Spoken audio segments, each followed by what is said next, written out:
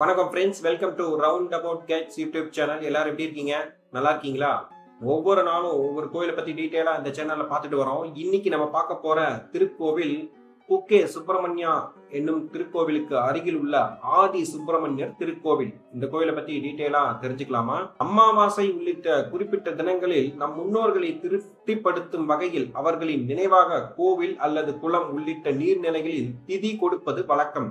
தமிழகத்தில் இந்த முறை பரவலாக கடைபிடிக்கப்படுகிறது. ஆனால் பாம்புகளுக்கு திதி கொடுக்கும் முறை குறித்து நீங்கள் கேள்விப்பட்டதுண்டா? ஆமாம், இங்கே ஒரு திருத்தலத்தில் பாம்புகளுக்கு திதி கொடுக்கப்படுகிறது. இதன் மூலம் சர்வதோஷம் நீங்கும் என்று நம்பப்படுகிறது. அந்த கோவில் தான் குக்கே சுப்பிரமணியா திருக்கோவில். இதன் அருகே உள்ள ஆதி சுப்பிரமணியா திருக்கோவில் என்பது மிகவும் பழமையான திருக்கோவில். குக்கே சுப்பிரமணியா கோவிலுக்கு அருகிலேயே ஆதி சுப்பிரமணியா கோவிலும் உள்ளது. வால்மீகா என்னும் புற்று இந்த கோவிலின் கருவறையிலேயே காணப்படுகிறது. மிகவும் புராதனமான இந்த புற்று வடிவங்கள் ஆதிசேஷன் மற்றும் வாசுகி என்று வணங்கப்படுகின்றன.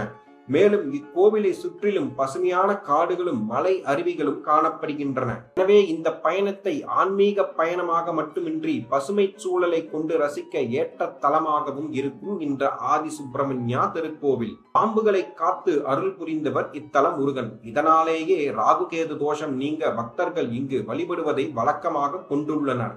கால சர்வதோஷ நிவர்த்திக்கு இங்கே சிறப்பு பூஜையும் நடத்தப்படுகிறது. இங்கு பாம்புகளுக்கு திதி கொடுத்தால் பித்ருக்கடனை செலுத்திய பலனை பெறலாம் என்கின்றனர் இத்தலத்தில் உள்ள பெரியவர்கள். மீண்டும் ஒரு நல்ல பதிவில் உங்களை சந்திக்கிறேன். இந்த வீடியோ உங்களுக்கு பிடித்திருந்தால் லைக், ஷேர், சப்ஸ்கிரைப், கமெண்ட் செக்ஷனில் கமெண்ட் செய்யவும். நன்றி, வணக்கம்.